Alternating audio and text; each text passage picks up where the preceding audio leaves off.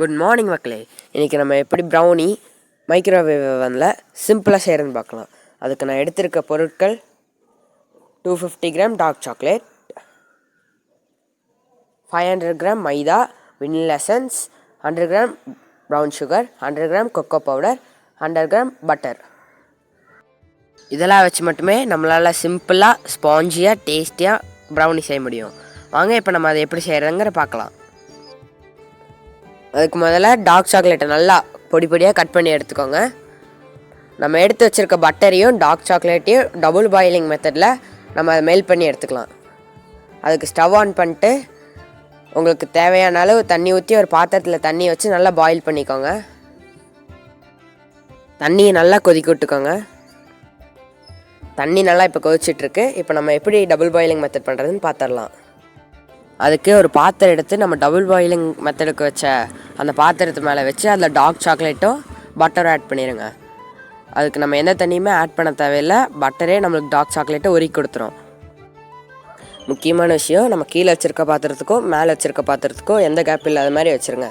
அப்போ தான் கீழேருந்து உருவாகிற ஸ்ட்ரீம் மேலே இருக்க பாத்திரத்தில் பட்டு அது ஹீட்டாகி மெல்ட் ஆகும்.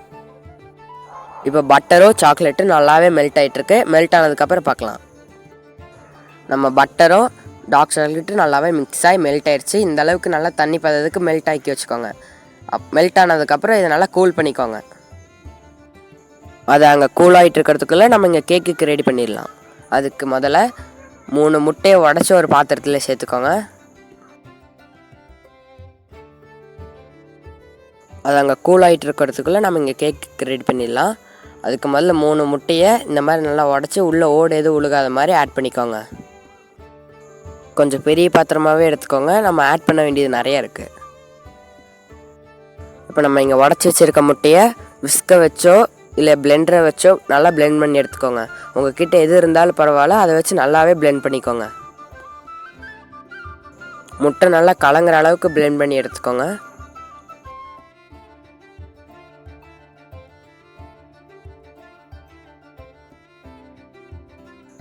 முட்டையை ரொம்பவும் பிளெண்ட் பண்ண வேணாம். இந்த அளவுக்கு நல்லா பஃபியாக வர அளவுக்கு பிளெண்ட் பண்ணிக்கோங்க.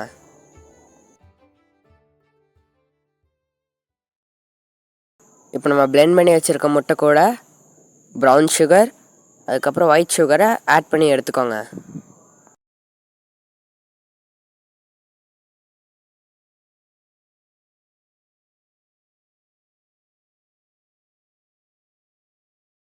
இது கூட 1 டேபிள் ஸ்பூன் வெனிலா எசன்ஸ் சேர்த்துக்கோங்க. அப்படி உங்ககிட்ட வெனிலா எசன்ஸ் இல்லைனாலும் ஏலக்காய் பொடி சேர்த்துக்கோங்க. இப்போ இதை நல்லாவே பிளெண்ட் பண்ணி எடுத்துக்கோங்க. அந்த ஒயிட் சுகர் எக் கூட நல்லாவே பிளெண்ட் ஆகி வர அளவுக்கு பிளெண்ட் பண்ணிக்கோங்க.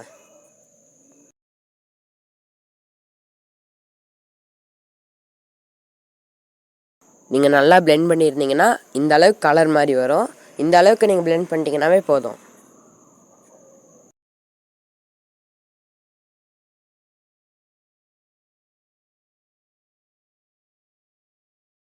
இப்போ இது கூட நம்ம 3-4 டைம் சளிச்சு வச்ச கொக்கோ பவுடர் ஆட் பண்ணிக்கோங்க.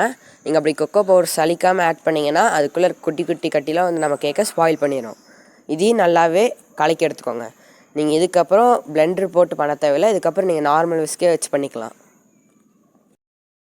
முக்கியமான விஷயம், நீங்கள் கலக்கிறப்போ ஒரே சைடாக தான் கலக்கணும். நீங்கள் மாற்றி மாற்றி கலக்குனீங்கன்னா அது நம்ம கேக்கை ஸ்பாயில் பண்ணுறது கூட சான்ஸ் இருக்குது.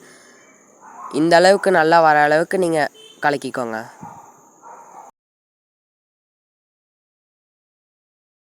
இப்போ இது கூட நம்ம மெல்ட் பண்ணி வச்ச டார்க் சாக்லேட்டை ஆட் பண்ணி நல்லாவே கலக்கிக்கோங்க.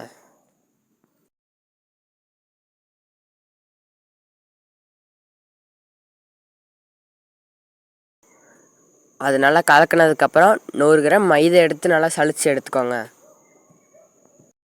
இது நல்லா சளிச்சு எடுத்துகிட்டு நம்ம மாவு கூட ஆட் பண்ணி அதை மைக்ரோவேவ் ஓவனில் வச்சுருங்க. நம்ம மைக்ரோவேவ் ஓவனை எப்படி யூஸ் பண்ணுறதுங்கிறத அடுத்த வீடியோவில் சொல்கிறேன். நீங்கள் மைக்ரோவேவ் ஓவனில் ஒரு 45 மினிட்ஸ் பேக் பண்ணி எடுத்தால் போதும். பாருங்கள் மக்களே, நம்ம ப்ரௌனி எவ்வளோ ஸ்பாஞ்சியாக வந்திருக்குன்ட்டு. இந்த அளவுக்கு பேக் ஆனாவே போதும். ஃபைனலி நம்ம வீடியோ உங்களுக்கு பிடிச்சிருக்குன்னு நினைக்கிறேன். மறக்காமல் சப்ஸ்கிரைப் பட்டனையும் லைக் பட்டனையும் ஒரு தட்டி விட்டு போயிருங்க. இந்த வீடியோ உங்களுக்கு மட்டும் தெரிஞ்சால் போதும்னு நினைக்காதீங்க. உங்கள் ஃப்ரெண்ட்ஸ் அண்ட் ஃபேமிலிக்கு மறக்காமல் ஷேர் பண்ணி விட்டுருங்க. பாய்.